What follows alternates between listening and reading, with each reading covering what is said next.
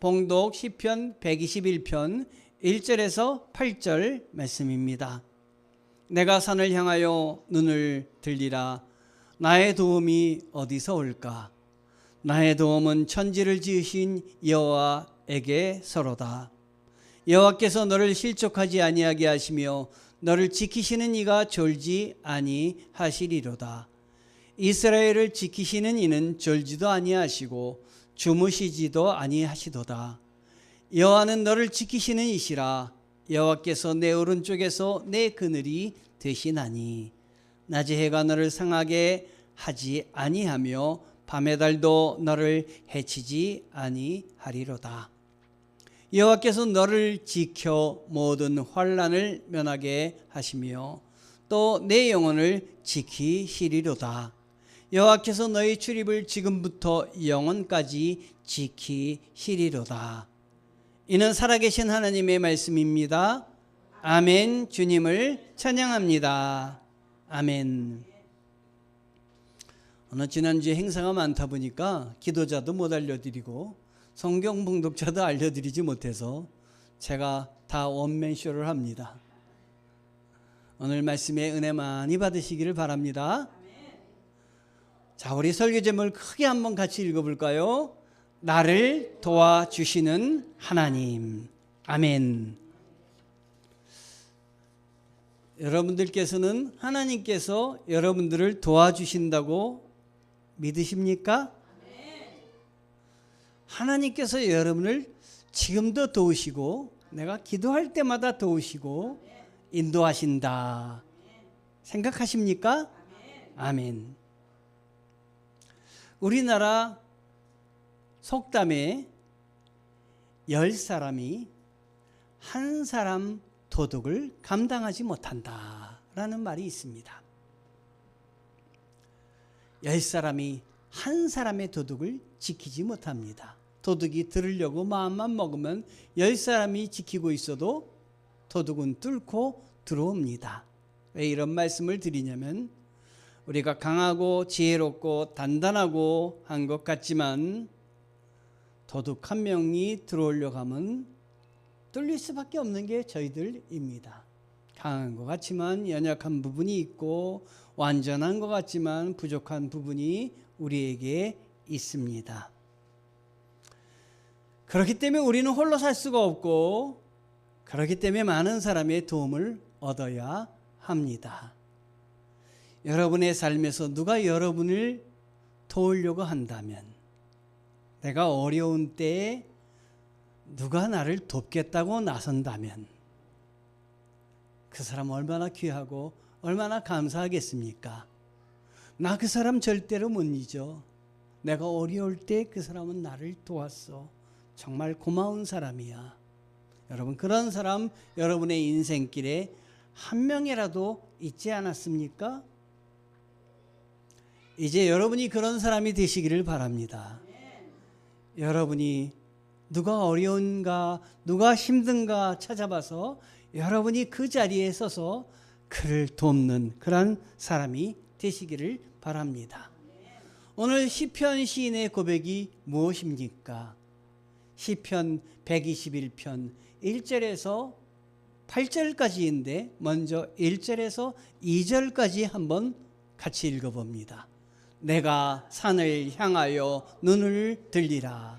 나의 도움이 어디서 올까? 나의 도움은 천지를 지으신 여호와에게서로다. 아멘. 시편은 찬송이 참 많은데 이 부분도 찬송가로 그대로 나와 있습니다. 내가 산을 향하여 눈을 들리라. 나의 도움이 어디서 올까? 그 다음에도 역시 마찬가지로 천지 지으신 여호와, 이렇게 찬양이 계속되고 있습니다. 우리 하나님께 눈을 들리라. 하나님께로부터 온다. 도움은 하나님이시다 라는 말씀입니다. 눈을 들어 왜 산을 보라고 했을까요? 여기서 우리는 바라봄의 법칙을 생각해 볼 수가 있습니다. 눈을 들어 산을 보라. 바라봄의 법칙은 내가 바라보는 대로, 내가 꾸준히 바라보면 내가 바라보는 것이 이루어진다 라는 그러한 법칙입니다. 우리 하나님께서 창세기 13장 4절에 아브라함에게 이렇게 이야기하셨습니다. 너는 눈을 들어 너 있는 곳에서 동서남북을 바라봐라. 여러분, 동양은 오르지 못할 나무는 쳐다보지도 말라, 이렇게 동양은 이야기했습니다. 그런데 우리 하나님께서는 동서남북을 바라봐라. 내가 오르지 못할 것, 내가 이루지 못할 것도 바라봐라. 바라보면 내가 너와 함께 하겠다. 그래서 이 말씀대로 아브라함은 동서남북을 바라봤고, 그 바라봤더니 하나님이 가나안 땅을 허락하여 주시었고, 모든 민족의 아버지가 되게 하나님이 축복하여 주셨던 것을 우리는 볼 수가 있습니다. 오늘 시인은 시온산을 바라봐라, 이렇게 눈을 들어 산을 바라봐라. 이 산은 예루살렘 성이 있는 시온산이었습니다. 자, 예루살렘 성을 바라보라는 것이 아니라 시온산의 예루살렘 성전 바로 옆에 성지순례를 가보면 또 뭐가 있냐면은 성전이 있습니다. 시온산을 바라봐라. 이거는 성전을 바라봐라 라는 말씀입니다. 성전을 바라봐라, 이 말씀은 성전에 계신 하나님을 바라봐라 라는 말씀입니다. 포로에서 돌아온 무명 시인이 오늘 말씀 앞에 보면 성전에 오르면서 부르는 노래라고 나와 있는데, 성전에 오르면서 이 노래를 불렀는데 아주 깊은 뜻이 담겨져 있습니다. 시온산에 조금 아까도 말씀드렸지만 뭐가 있다고 그랬습니까? 예루살렘 성과 성전이 있다 라고 이야기를 했습니다. 아주 가까운 자리에 두 성과 성전이 있었습니다. 그런데 시온산은 특징이 있는데, 성지순례를 가보면 시온성은 굉장히 높습니다. 예루살렘 성은 높습니다. 해발 800m이기 때문에 밑에서 보면 한참 위를 바라봐야 됩니다. 적군이 쳐들어올 때 800m 요새이기 때문에 도저히 함락시킬 수가 없습니다. 자, 그런데 예루살렘 성을 이스라엘 백성이 다윗이 함락을 하고 여기에 예루살렘 성을 만들었습니다. 태평 성대가 이루어졌던 것이 이 800m 요새이기 때문에 아무도 여기를 접근할 수가 없었습니다. 함락되지 않았습니다. 그들은 이 성을 함락시킨 것에 감사해서 예루살렘 성을 짓고 그 옆에다가 이렇게 해주신 분은 하나님이시다라고 믿어서 성전을 지었습니다. 자, 둘 중에 귀한 것이 어느 게 더 귀할까요? 성전이 더 귀합니다.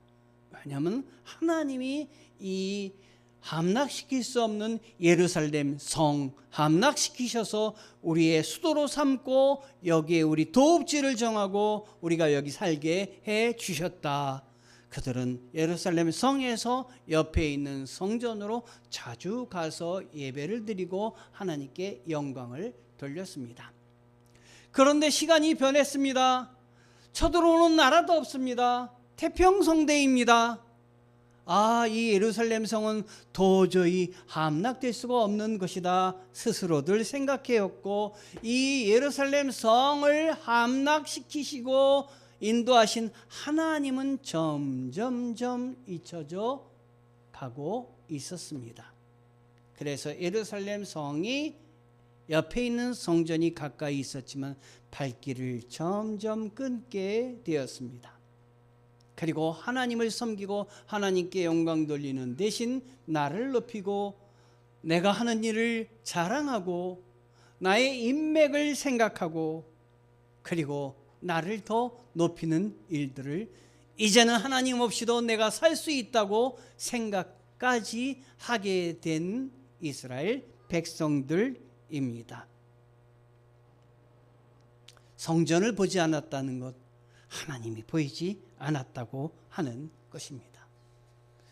여러분의 삶을 지금 여기까지 오고 여러분이 하는 일마다 잘되게 하시고 내가 지금 이렇게 누리고 있는 것이 여러분의 노력 때문이기도 할 것입니다.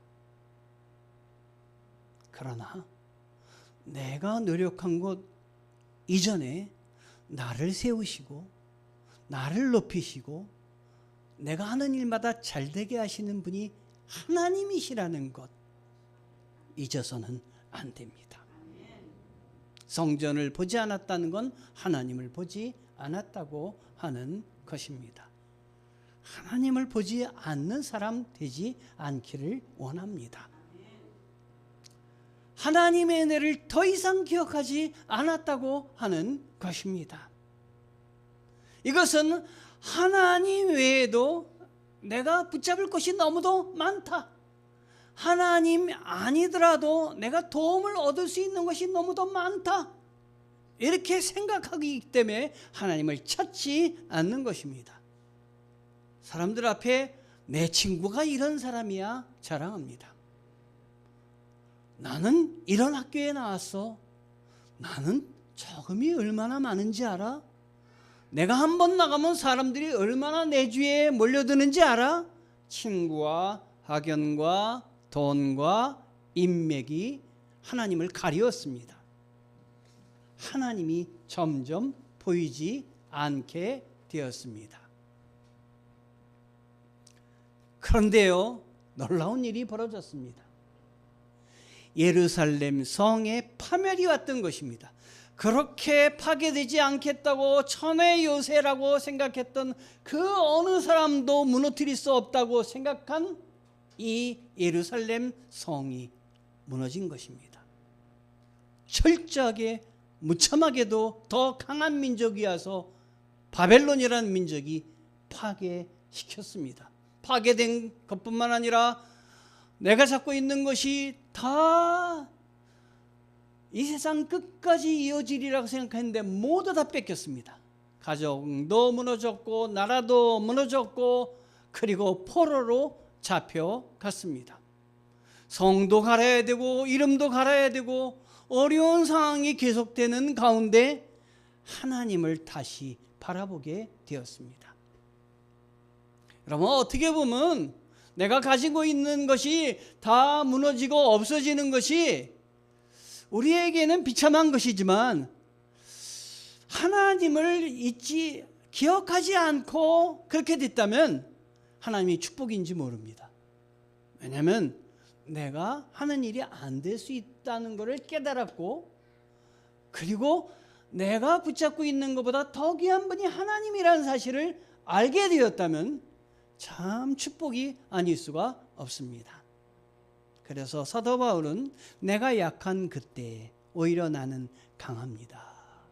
내가 약한 그때 내 안에 주님이 들어오시고 은혜가 들어오게 되시니 내가 오히려 강합니다. For when I am weak, then I am strong. 내가 약한 그때 주님은 더 강력하게 나에게 오시니 내가 그때 최고의 강한 때입니다 라고 고백을 드리는 것입니다. 이래서 바벨론의 포로로 잡혀갔습니다. 믿고 신뢰하던 것이 한순간에 무너져 버릴 수 있다. 여러분 생각하셔야 됩니다. 하나님보다 학연과 친구와 돈과 인맥을 붙잡고 자랑하지 마십시오.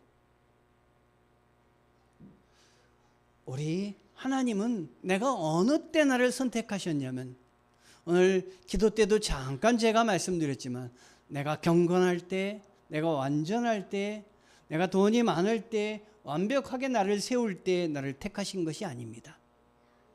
내가 경건치 못할 때 나를 택하여 주셨다 말씀하십니다. 나를 경건치 못할 때 나를 붙잡아 주셨다. 그래서 자녀 삼으시고 성도 삼아 주셨습니다.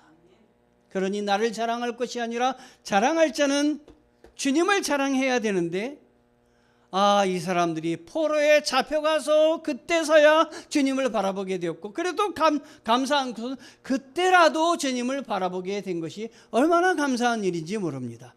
그래서 포로에서 해방되어서 돌아오면서 감격스러운 마음으로 부른 찬송가 성경이 바로 시편 128편 1절에서 8절 말씀입니다. 우리 그 마음으로, 그 포로에서 해방된 감격스러운 마음으로 한번 시편 128편 1절에서 8절까지를 우리말 성경으로 한번 같이 읽어봅니다. 내가 산을 향하여 눈을 든다. 내 도움이 어디서 오겠는가? 내 도움은 하늘과 땅을 만드신 여호와께로부터 온다. 그분은 내 발을 미끄러지지 않게 하시리라. 너를 지키시는 그분은 졸지도 않으시리라. 이스라엘을 지키시는 그분은 졸지도 않으시고 주무시지도 않으신다. 자, 4절까지 읽었는데 8절까지 조금 이따 보도록 하겠습니다. 그분은 졸지도 않으시고 주무시지도 않으시고 내 발을 미끄러지지도 않게 하시고 그분은 우리와 함께 하신다. 도움이 그분에게서부터 온다. 포로에서 해방되어 돌아오면서 도저히 해방될 수 없는 상황에서 해방시키는 주님을 바라보면서 하나님이 이렇게 하셨구나.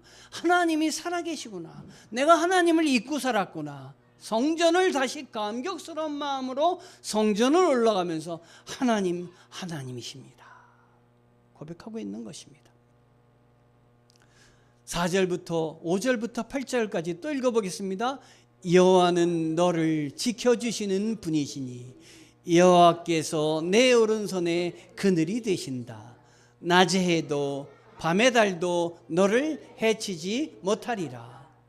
여호와께서 모든 해악에서 너를 지켜주시며 내 영혼을 지켜주시리라. 여호와께서 내가 나가고 들어오는 것을 지금부터 영원히 지키시리라. 아멘. 이번에는 거꾸로 아무 소리 내지 마시고 속으로 한번 읽어보세요.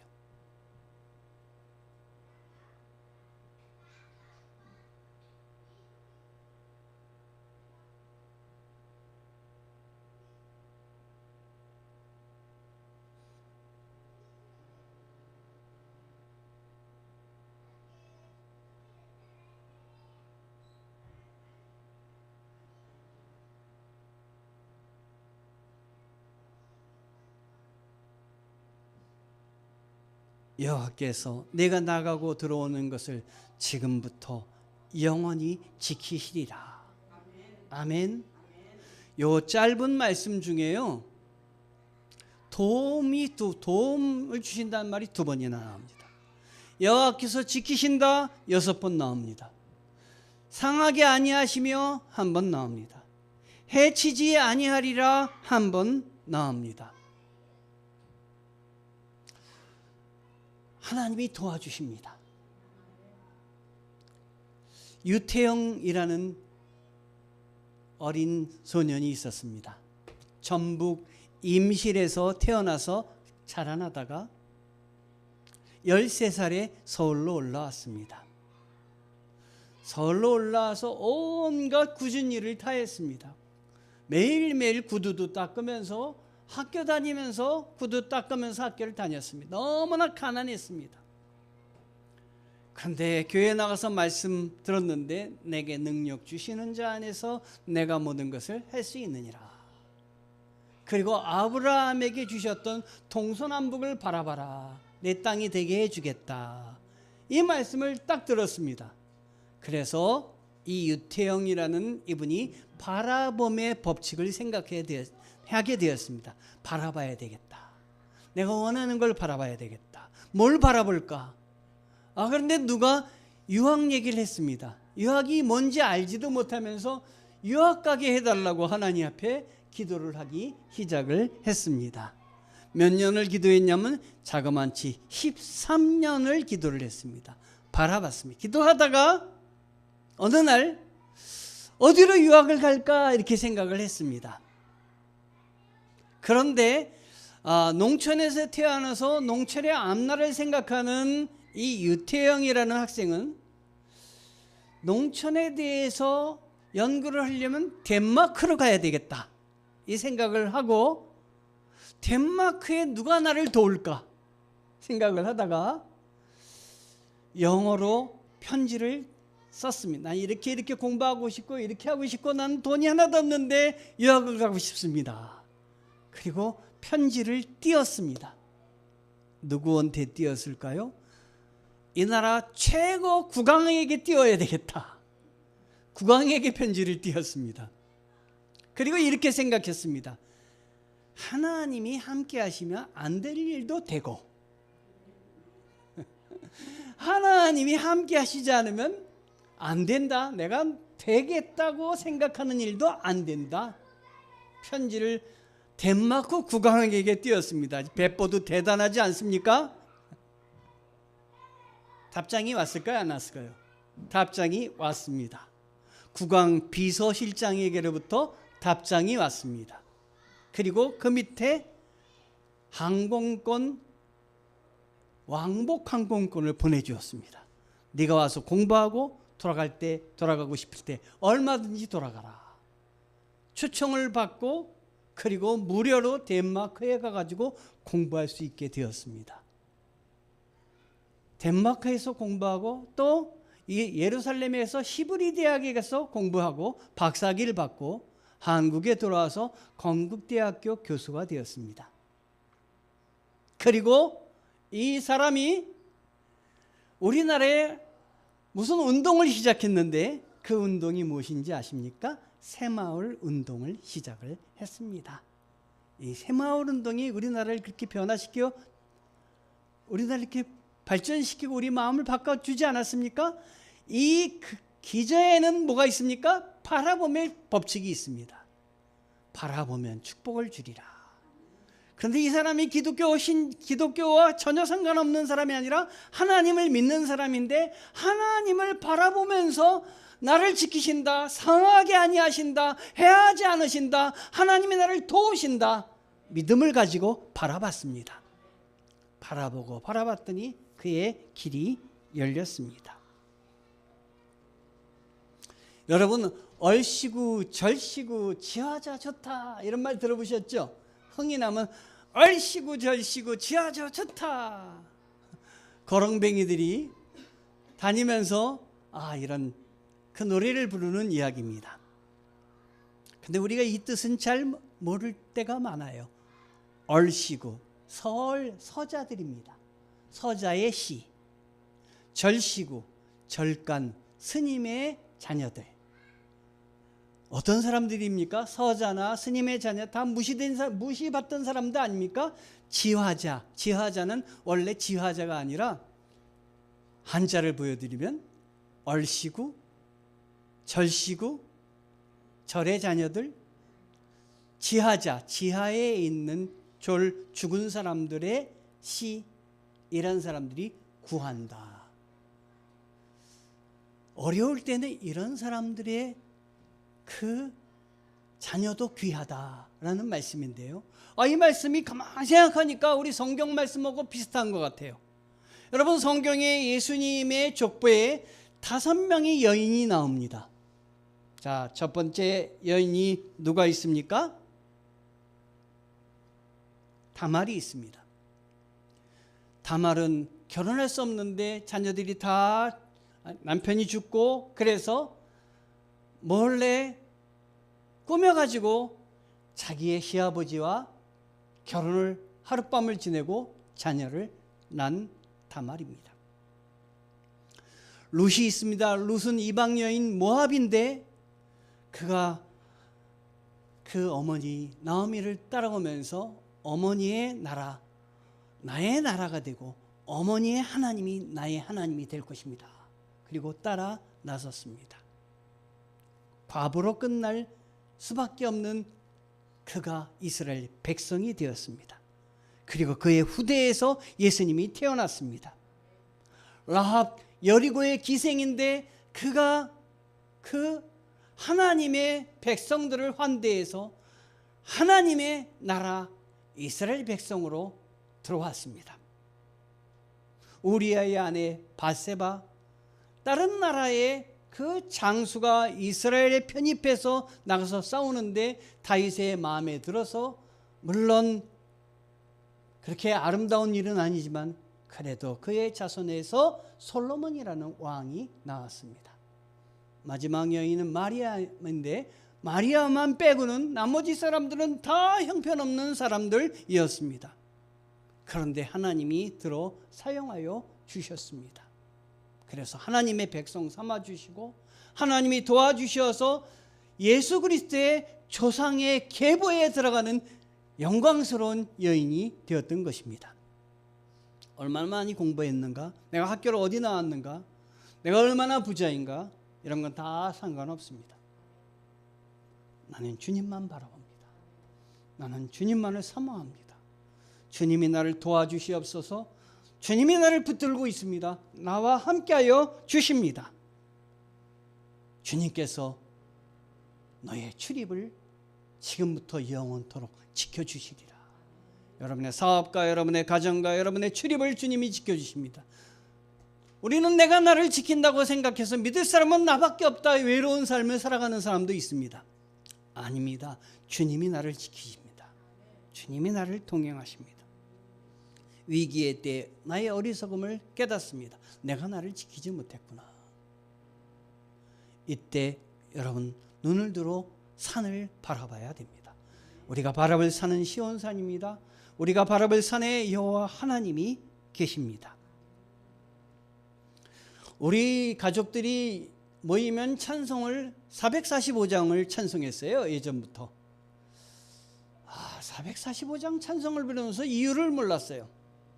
445장이 뭐냐면 대산을 넘어 험곡에 가도 빛 가운데로 걸어가면 주께서 항상 지키시기로 약속한 말씀 변치 않네. 길 잃어버릴 염려 없네. 이런 찬송이에요. 그래서 이왕이면 평지를 가게 하지 맨날 태산을 가고 험곡에 가도, 그런 생각을 했어요. 근데 알고 봤더니 어머님이 그런 얘기를 하시더라고요. 6.25 때 일사후퇴 때 함흥에서 피난을 내려오는데 태산을 넘어 험곡에 가 저 거제도까지 오셨다는 거예요.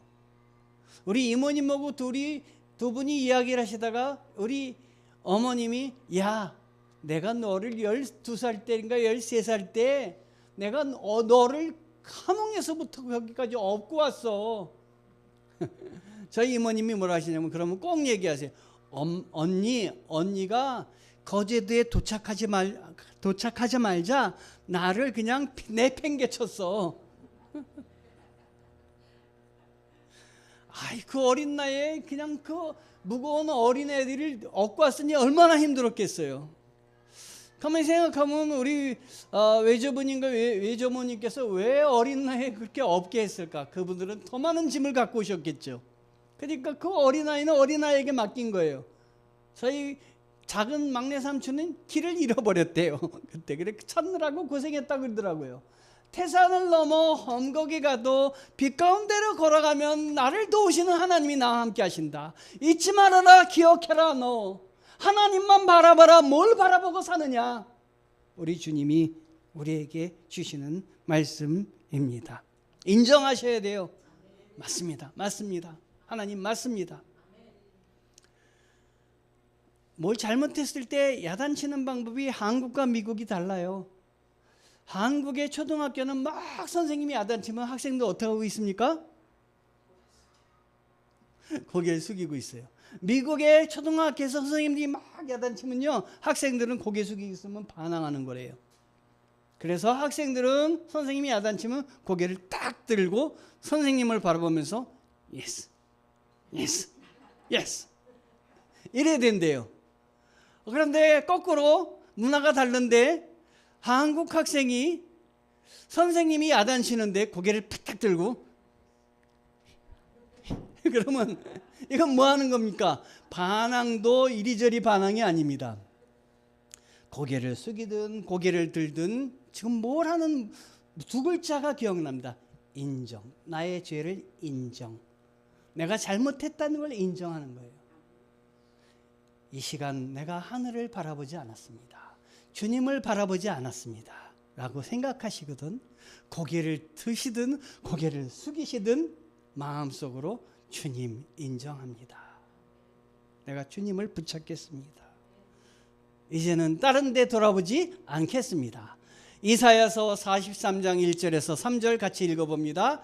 야곱아 너를 창조하신 여호와께서 이제 말씀하시느니라.